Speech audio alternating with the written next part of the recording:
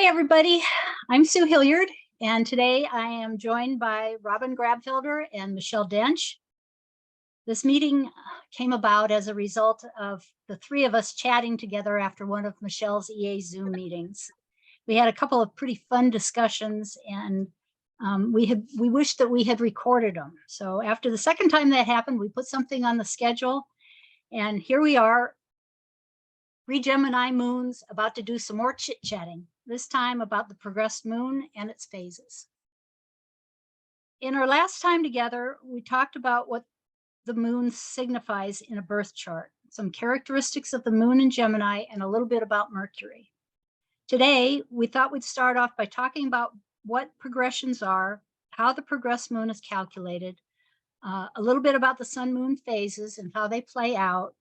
Then we'll talk about what it signifies in a birth chart by showing a couple of examples from each of our progressed charts, along with the transits. So the premise of progressions is that each day after a person's birth correlates to a year in their life. For example, if one wants to see how their life will unfold or thus progress, when they are, say, 30 years old, they would look at the position of the planets 30 days after their birth, etc. The moon returns to the place it was when we were born at age 27, but since the sun is also progressing, they will come back to the same phase as when we were born a couple of years later. So Robin, would you like to tell us about how the progressed moon is calculated? Okay. We look at the progressed moon to get a better understanding of how our emotional patterns and tendencies evolve throughout our lifetime. The progressed moon is calculated by advancing the natal moon's position at a rate of about 1 degree per month. So starting at birth, we look at the first 90 days of life and then project it into 90 years. This will reflect the developmental cycle that will unfold in the person's lifetime. When we track the moon's progressions through the zodiac and look at the aspects it forms to the sun, planets, and angles in both natal and progressed charts, it can help us to better understand and make the most of the challenges, the transitions, and opportunities that will arise during the different stages of life, as it signifies shifts in emotional maturity, self-awareness, and where we find a need for healing and integration. It takes about 28 to 30 years for the progressed moon to complete a full cycle through all 12 signs of the zodiac. So it spends about 2.5 years in each sign. As it transitions from one sign to another, the emotional focus and priorities of an individual will undergo a noticeable shift. The house placement of the progressed moon will show the specific areas where the emotional growth and the significant experiences are likely to occur. Another very important thing that we have to consider is what phase the moon is moving through. To do this, we look at the physical relationship between the progressed sun and the progressed moon. Each progressed moon phase also carries its own unique energy and represents a particular stage of emotional development and growth in an individual's life. While transits manifest on a more external level, progressions work through a more internal process of maturation. So transits seem to happen to you, and the progressions are more experienced from within. If we analyze the progressed moon in relation to the transits and other progressions, it can reveal the intersections of the external events and the internal psychological processes. And this integrated approach enables a more comprehensive understanding of the individual's emotional journey. So now Sue will show us some of the moon's phases and discuss those. Thanks, Robin. That's a great synopsis of what the moon does as it progresses. So here's a graphic showing the phases of the moon, as well as and it also applies to the planets. The circle begins and ends at the left over here with the conjunction at and is the new phase. The opposition, or the full phase, is over here on the right, and the quarter phases are at the top and the bottom. The quarter phases are further broken down into specific aspects. Dane Rudger introduced this concept of lunar phases and also applied it to the phasal relationship between planets. These are all the quarter and intermediate phases with interpretations of them. And both of these graphics are part of the files section of the EA Zoom Facebook group. And I'm happy to share it with anybody watching this video on YouTube who asks. My contact information will be in the description, as will Robin's and Michelle's. So my natal phase is a disseminating square. Rudger called this phase crisis in consciousness. It's a critical turning point involving impulses to decondition and liberate from obsolete thought forms and ideas, rebellion from societal norms, rejection of limited belief systems and restrictive ideologies, philosophical reevaluation. And interestingly, when the moon returned to Gemini for me at age 27, I had my first astrology reading, almost exactly when it returned to its natal position. I'd had a progressed full moon 5 years prior, which we'll look at in a bit. And then when it returned to the same birth phase as age 30 approached, I was becoming increasingly aware that there should be more to life than what I currently had. By the time it came around to my birth position again, I was near the top of my IT banking career. And as it returned to my natal phase, again, I knew there was a deeper meaning to my life that needed to be explored. This was when I began my past life regression therapy journey and became certified as an astrologer, a yoga teacher, and Reiki master. So the first chart we'll look at is my progressed full moon at age 21, which was also a lunar eclipse. So let's see. I had also had a previous, my previous new moon was also a solar eclipse when I was 8 years old. So just a few, a little bit of background. So the new moon was in my third house, the solar eclipse, and that was, you know, about the time that I started school. And I would say I was a good student. I was curious. My Gemini moon was curious. My Virgo was analytical, and I was my Saturn was eager to please. Virgo Saturn was eager to please, and wanted to learn and just worked hard. So my then I went all through school doing well, and went to the university. And that was to basically, I got far enough away from my parents that they couldn't just drop in at a moment's notice. And things were going on. And by 1970, I quit the university, and, as I called it, enrolled in the School of Life. My progressed son at that point had just after that moved into the fourth house, and I moved back to where I grew up in Phoenix, and got a job. And interestingly, my first job was proofreading letters for American Express. And then in April of 71 is when things started shifting as we got closer to this progressed full moon. In April of 1971, my college best friend died at the Grand Canyon. And then in April of 72, well, in that period of time, between April of 71 and April of 72, I met a new group of friends. And my friends introduced me to my then boyfriend, and who I got together with in around April of 72.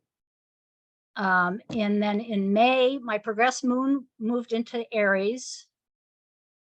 And then in June is when I moved to California, where I've been since then. And in July, my progressed moon moved into the 10th house. And then a lot of things happened in that summer. As you can see, there's a lot of activity. And by the end of this, well, and then in June, I moved to California to be with this boyfriend. However, by the end of the summer, he and I had broken up. And by September, I celebrated my birthday with a new boyfriend. And by October, I was living with him. And then in December, my progressed Mercury stationed direct at the degree of my previous solar eclipse, which I find kind of interesting. And so the other things I noticed about this period of time was that, well, let's see, transiting,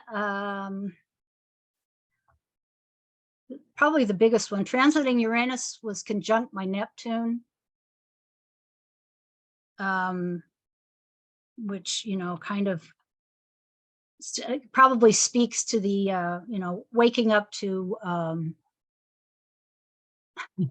the illusion of relationships, shall we say. Let's see, transiting Jupiter was also at the galactic center and square my nose, which I thought was kind of interesting. And probably one of the biggest was that Pluto was down here, conjunct my IC, and approaching, it was between my South Node and my Mercury. Mercury rules my my 4th house, and to me, I had found a new home, and was beginning my next journey, shall we say. It's so interesting, Sue, because of it, being an eclipse. It's like it acted like a portal, just picking you up and moving you all the way, to that gave me chills. Life. Yeah, I've never actually looked at progressed eclipses before. That's fascinating. Yeah. Well, it just happens that, I just happen to have been born right before 2 eclipses. I think I made the point last time, you were born right after 2 eclipses. And then Robin was born, right in between 2 eclipses. So when she lives to 90, she'll have an eclipse by progression. Let's see. And the other, I guess the other part is also that progressed Ceres was progressed Ceres and Chiron were reaching a culminating conjunction, and also to my natal Chiron. Whether it was, setting up wounds or healing wounds, I think it's probably a little bit of both.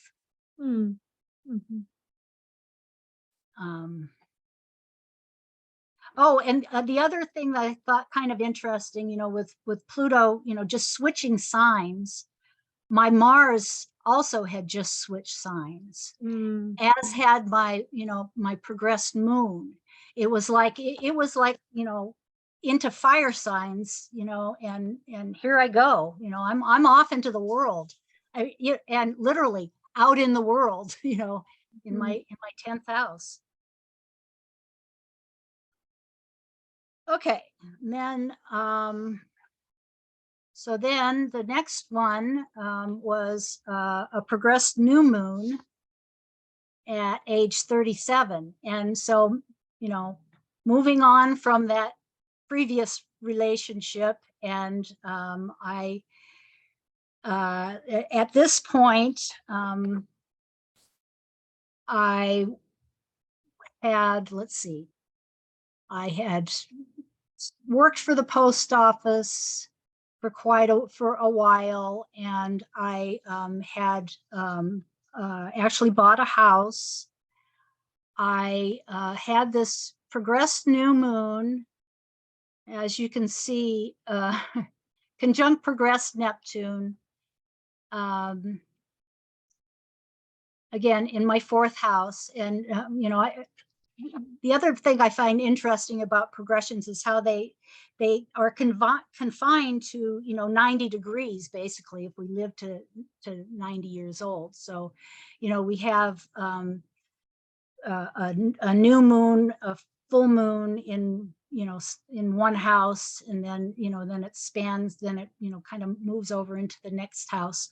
So mine started out with the 2 eclipses in my 3rd house, and then here this next new moon was in my 4th house. And it had always been my dream to buy a house. And this was, you know, kind of finally a reality with the, at the time of this, this new moon. So one thing I noticed is that my progressed, there's an awful lot of arrows and, you know, cross stuff. And as I was doing this, I felt like I was reaching across myself. And I think, you know, I felt like that was kind of like what was going on in my life. You know, there was a lot of stuff happening behind the scenes, and a lot of interesting things going on. So at the bottom of my chart, my retrograde Mercury had moved.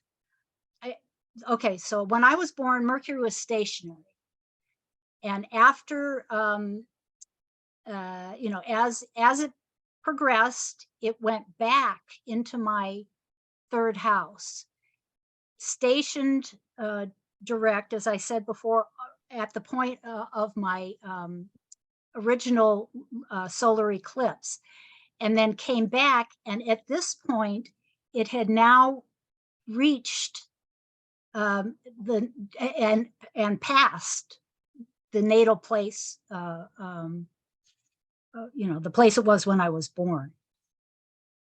So, and this was all, you know, all of this happened before this progressed new moon. The Mercury came to the natal place in January of 86. I bought the home in April of 86. In November of that year, my progressed moon was conjunct my Mercury. And then my progressed moon moved into my 4th house. In December, my progressed moon was conjunct my natal Mercury. I met my ex at that point. And in March of the next year of 87, Mercury progressed into my 4th house.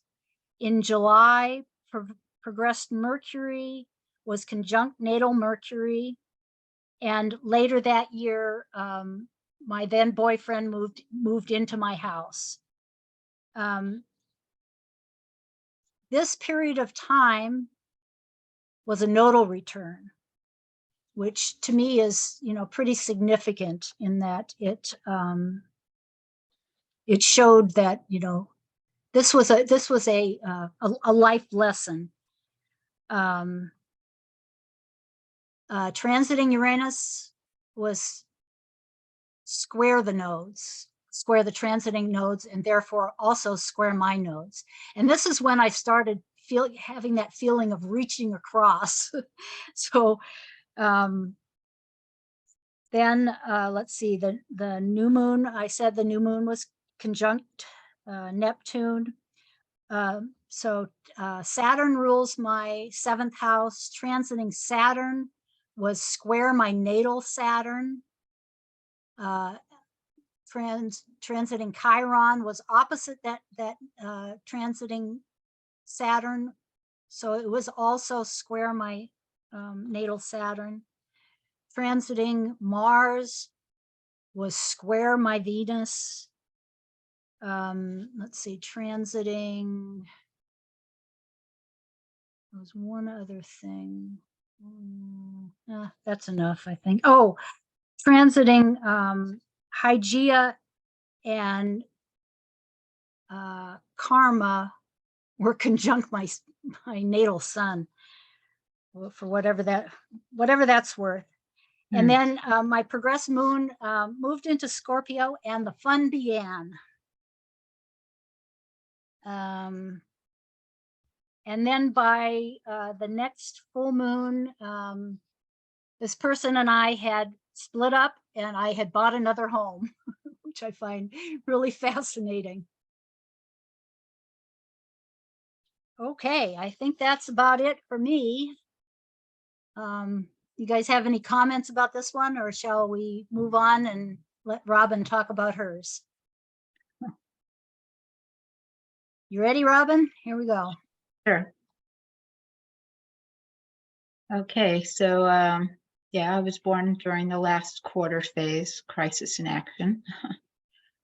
I mean, crisis in consciousness. And you can move to the next slide. So this full moon was perhaps the most action-packed time of my life. Before this full moon, I would say when I was 6, was the first new moon for me. And during that first new moon, I became a sister and was no longer an only child. So then as we progressed over to the full moon, that was the time when I decided to move across country, and I moved to San Francisco from New York. And I had my chart done and then became interested in astrology and started to study astrology. And at the same time, I got a lot into the tarot and was offered a job as a tarot reader, which I turned down. I met my first husband during that time, who I then went on to have 2 children with, and actually stayed with until the next, right before the next full moon. I did a lot of traveling during this time. I traveled around the entire country, zigzagging across the country and back and forth a couple of times. And let's see. So things that were happening during this full moon were, I didn't take notes on this one. I see Saturn was transiting my progressed Pluto. Mars was conjunct my progressed Venus. And looks like my progressed North Node was about to change signs.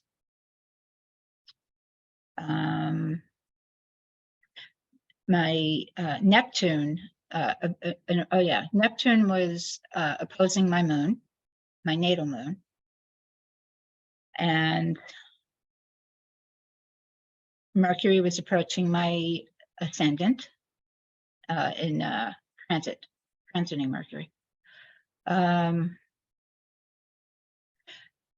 Progressed Saturn had come into a culminating square with my natal Pluto.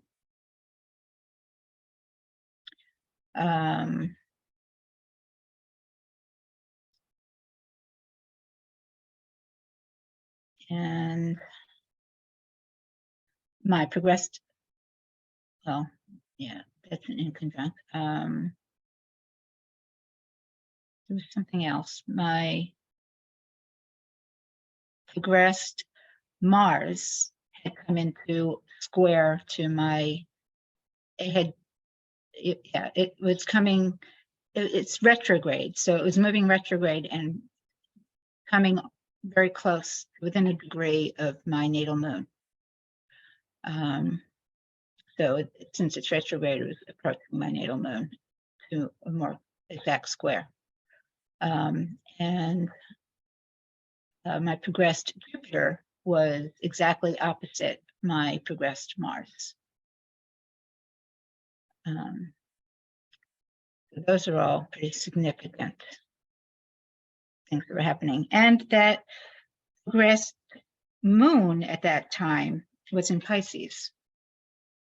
So that was a time that was obviously drew me into a more mystical interests. And so that's, a lot to do with getting into astrology and tarot at that time. And the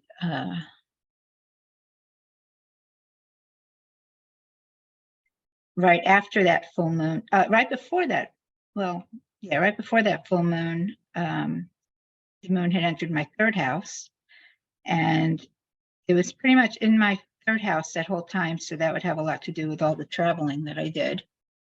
And also then my moon progressed that next year, or, at the very beginning of the next year, into Aries, and was in the third house. And so that also had a lot to do with all the traveling around I was doing. And then by 2 years later, it had moved into my fourth house. And so then I was actually still traveling. But during that time that it was in my fourth house is when I settled down. And as it got to the back into Gemini is when I had my first child. So and then between that full moon up until the following new moon, I spent time in going to school and learning. So that was more time of going within and learning. So then you want to move on to the next full moon.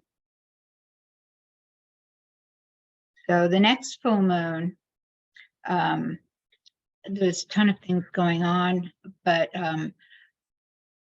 about 2 years before this progressed full moon is when I ended my first marriage, moved out and got my own place to live. And then within that next year, met my present husband. So that was the most significant things that happened during that time. And there's so much that was happening with the Pluto was crossing my ascendant and on the galactic center. Sun was transiting my progressed Uranus. Neptune was progressed over. Neptune was progressed to be opposite, but I didn't write it down right. My ascendant? No, wait, Neptune. Oh, progressed Neptune maybe over my ascendant. Was that it? Progressed ascendant. Your Neptune was conjunct your progressed Yes, ascendant. that's what it is. the sun. Neptune was conjunct my progressed ascendant. The south node was transiting my sun. Uranus was on my IC. Jupiter was on my progressed midheaven. Progressed Jupiter was opposed to my natal moon, Mars. Venus was squared my natal moon. And Neptune, Saturn, and Pluto were all changing signs. Neptune and Saturn were at 0, and Pluto was like so close to 0, like a minute before. And Pluto was, I have Pluto squared my node, and that became exact at that time.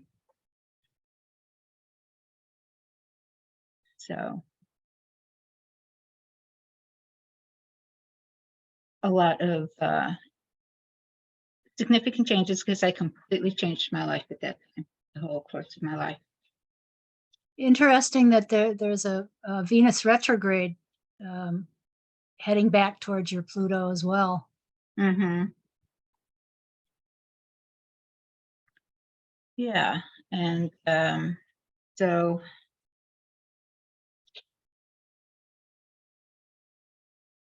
it was okay, and then Pluto, the moon was in Aries at that time. So also that was in my 4th house. And I did move out and get my own place for the first time. It was actually like the first time I actually ever got my own place by myself. I always lived with other people. And this was the first time I got a place just for myself and my daughter, and didn't live with anybody else. So that's fairly significant for, the progression of the maturation of my sense of emotional security, and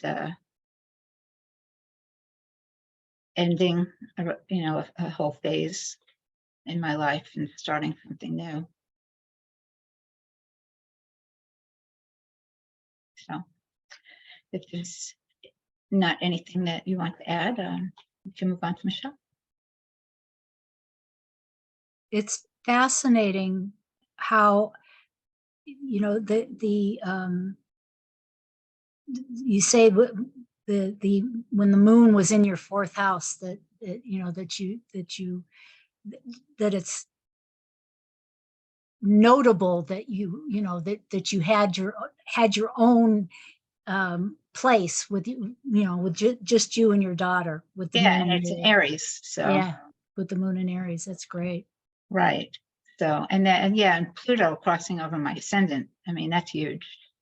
Yeah, Pluto crossing over your ascendant with Pluto also about to change signs. Right. That's pretty significant. And then this Venus, would have probably gone over, a number of your Virgo things at that point to come back. I don't know exactly where it was, but well, here's the sun. So this looks like maybe this was at the beginning of the I was also having a Chiron return. I had a Chiron return, like, I guess right before that, but here's Chiron's down here. Right. I had my Chiron return. And then an interesting thing is that the transiting sun was conjunct my progressed Uranus, or like right at the midpoint between my natal Uranus and my progressed Uranus. And that's when I met my husband, and his Mars is at 7 degrees of Leo. Wow. Right there. Wow. Yeah. And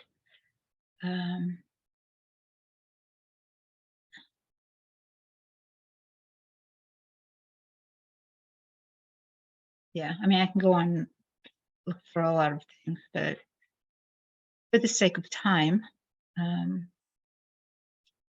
guess we can move on. Yeah, because I think I had mentioned everything. The position between the progressed Mars and Venus. It's also interesting to me that Jupiter is in Sagittarius. It's in your ruling planet, but and it's in Sagittarius.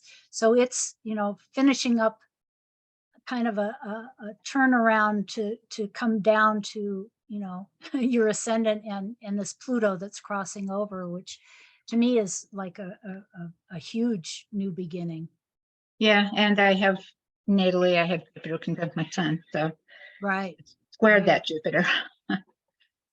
Exactly. Yeah, exactly. Yes. So Very true.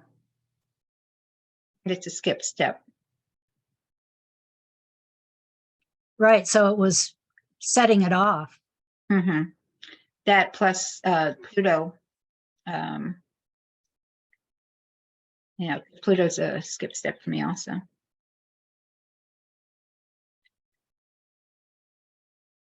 Yeah. So a lot of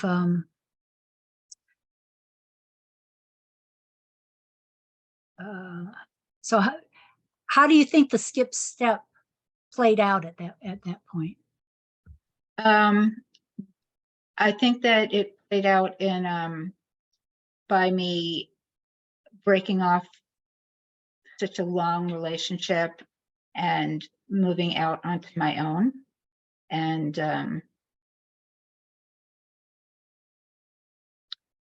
so that had to do with self-worth, because my Pluto polarity point is in the second house and my Pluto's in the 8th. So it had to do with developing enough self-worth to do that, because it was not easy to leave a relationship that you're in for so long. Right. Scary. Yeah. It was a very scary thing to do, and I found the courage to do it at that point. It's so interesting too. The transiting Vesta is conjunct your North Node. And I often see with Vesta that this significance of changing home, but it's like you're finding your way on your own. It's like your own journey. And it's there with that Jupiter too in the 12th house. It feels like a very significant sort of find my own inner truth moment. Right. Establishing the home fire. Mhm. Yeah. I love it. And listening to the both of you, I'm just really reflecting on how I've never really looked at the progressed moons in this way. I've always looked at the progressed chart as like a reflection of the evolutionary imprint of a person, right? So, for example, the natal chart is, the birth seed. It's the human being that comes right out. And then the progressed chart is like the evolution of that person in the present moment. And that can be like looking at a little shrub or a little tree or a big oak, but it's like all these, there's layers of growth, in that. And thinking about it from the perspective of these progressed lunar cycles, it is really an interesting thing to think of, like, oh, well, we take for granted that we have a new moon right now, say, for example, and that in 6 months there will be a full moon, but that these progressed cycles are pointing to, like, the 6 months long term, and it's like 6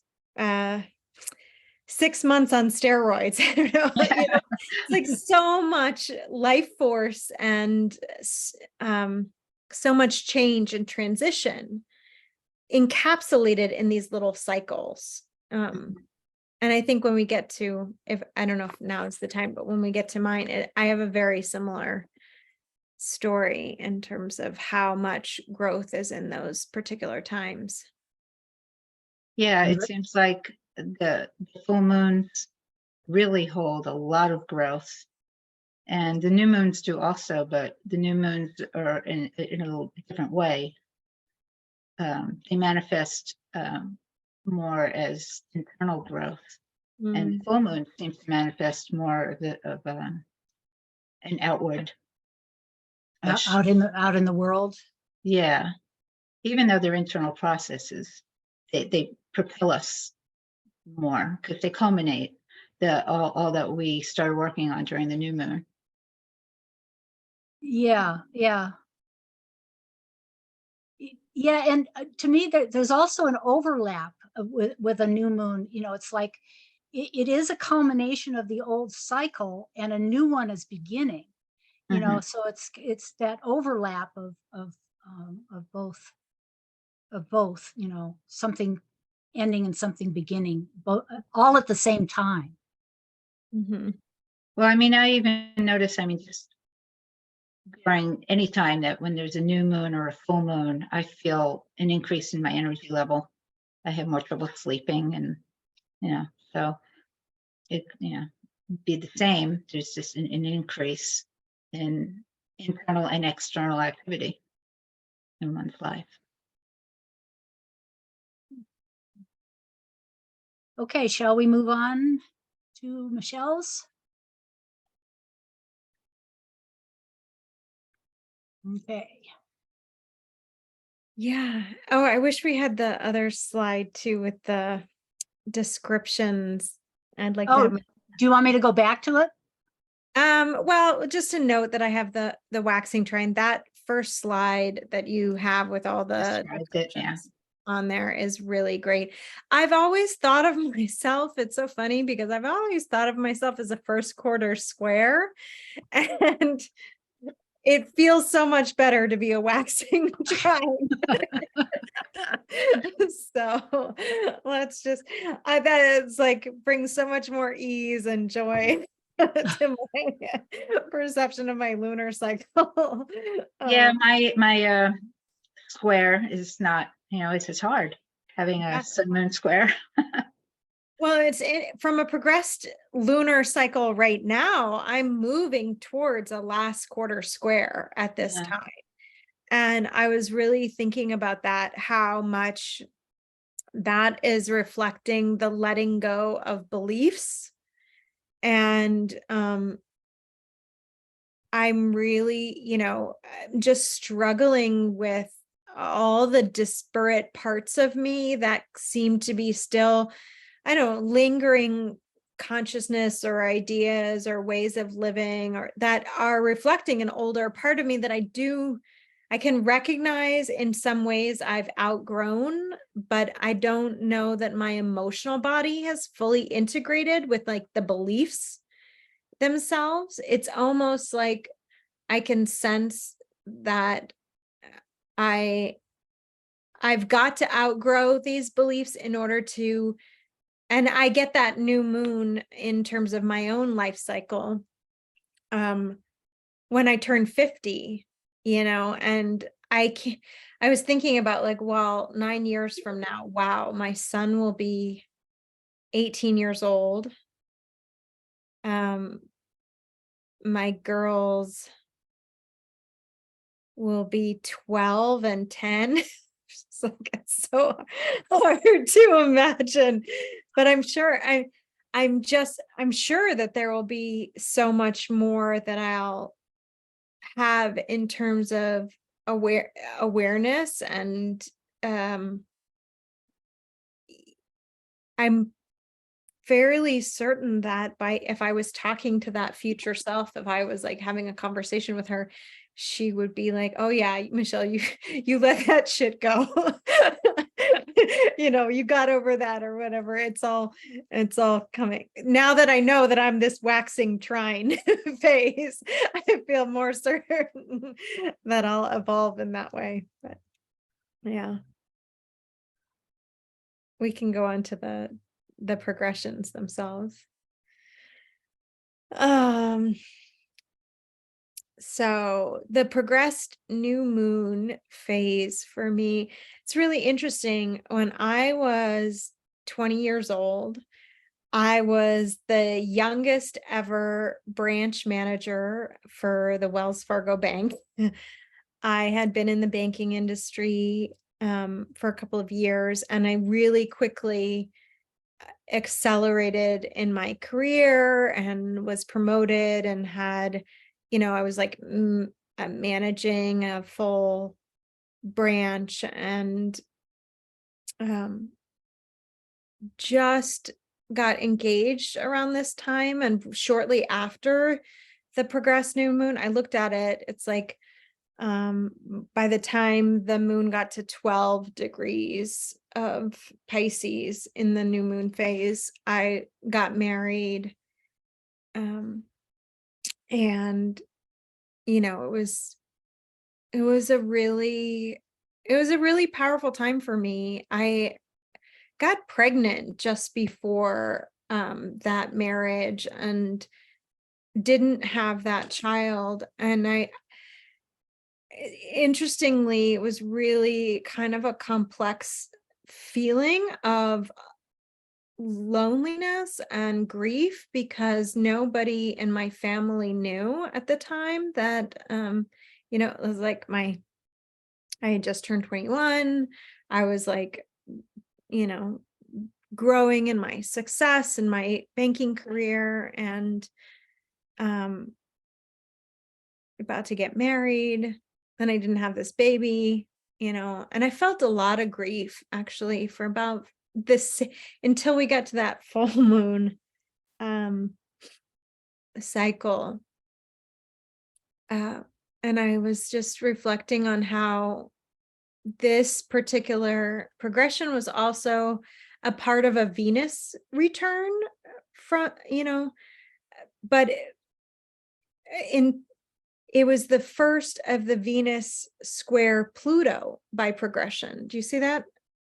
That stuck out to me the other day. And I just recently, experienced what it's like to have Pluto square Pluto and Venus square Pluto. Nowadays, it's like I have a very different perspective, but I never really thought of how difficult that time was. Like, I had an immense amount of stress in my work. I was like losing my hair from stress. And I had an incredible amount of responsibility. And on the surface, I had all these really beautiful, happy things. I was really, deeply in love and so excited to get married. It was like a dream come true, like my little girl, fairy tale wedding. I had the beautiful white gown with like little pink beads in the dress. And my parents came together, and my parents had been divorced since I was like 2-3 years old. And they separated when I was 6 months old and divorced a few years later. And, my parents came to the wedding together, which had never, like, I could have never imagined having them in a room together. I was really anxious. And it was a really kind of and it was such a weird thing. Like my husband's grandfather almost passed away after our wedding, but he passed out during the wedding, like had a mini heart attack or something, and had to be hauled off on a stretcher during the wedding ceremony. Wow. But I never had thought about like how much complex grief and different things that I was dealing with, because on the surface, I looked back at that time and it was like, man, I was 20 years old. I was super fit and successful and many, in all these worldly terms. And I was finally like realizing this dream of getting married. And, then if we go to the progressed full moon at age 34,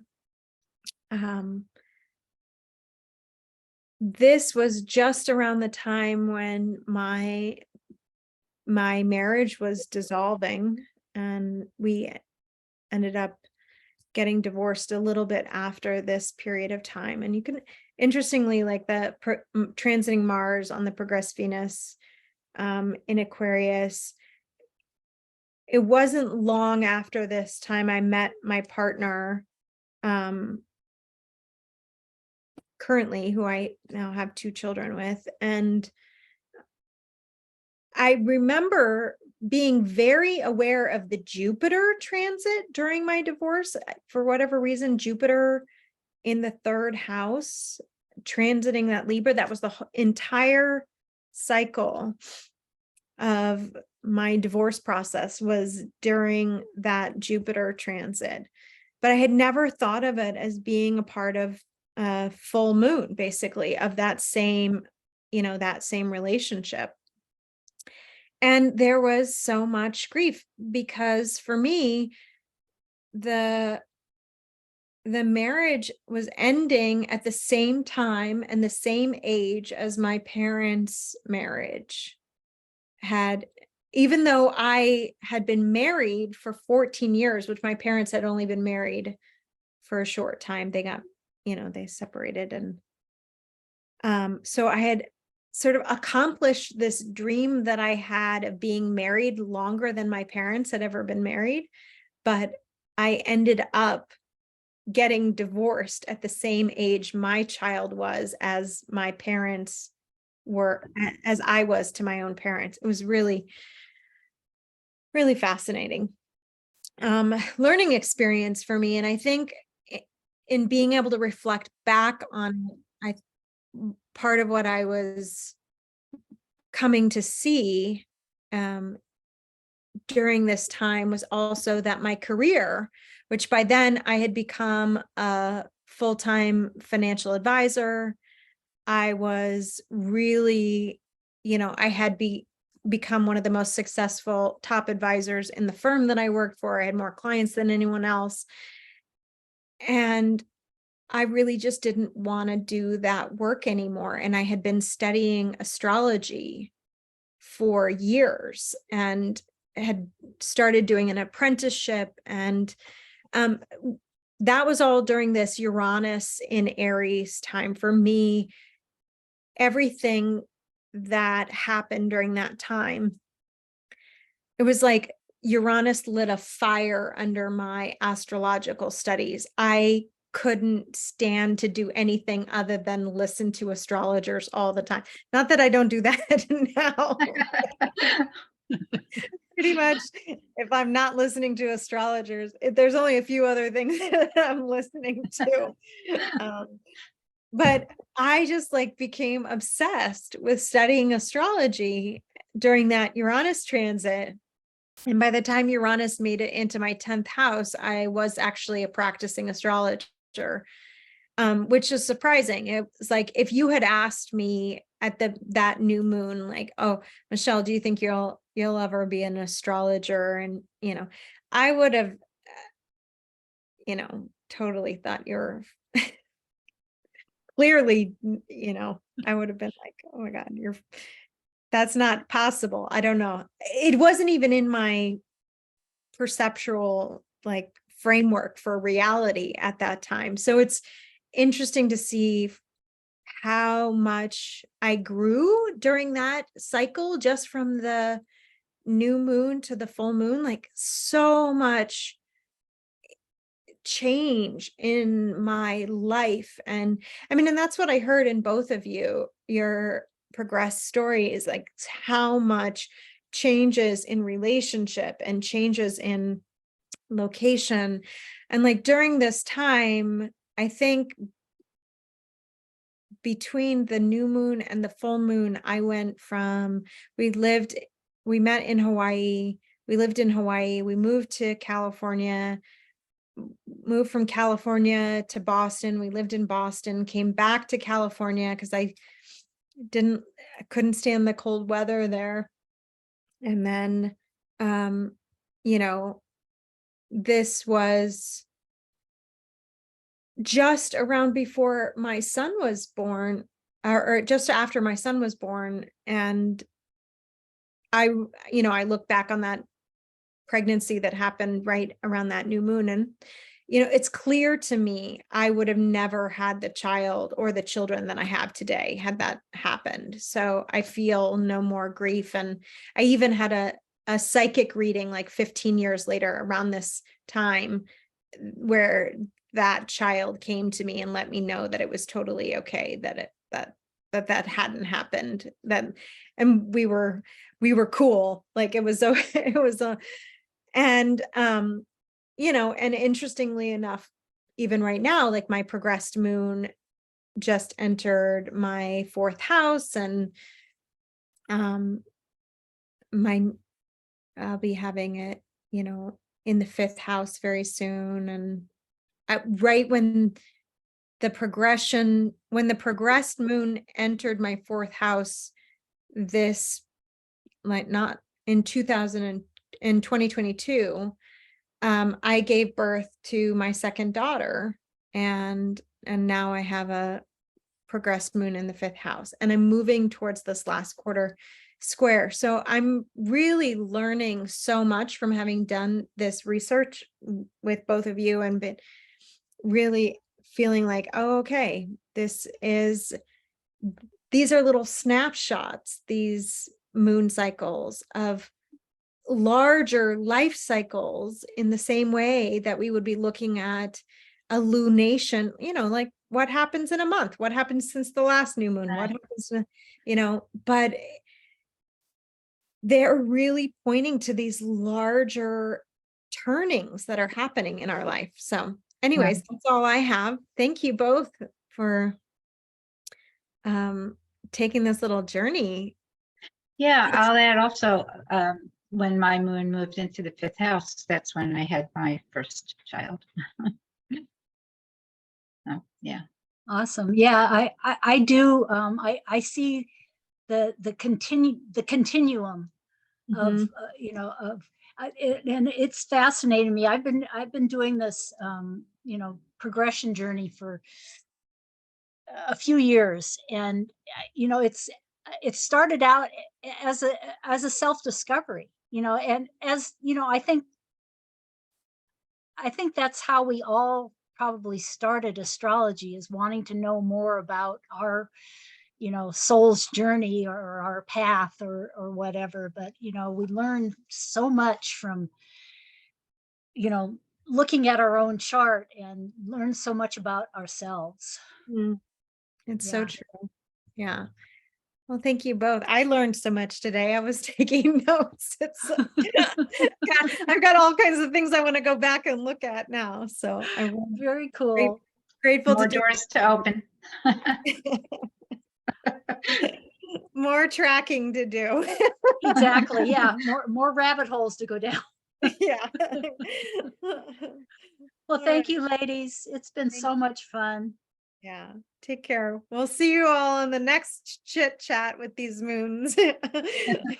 Sounds good. Bye. Bye.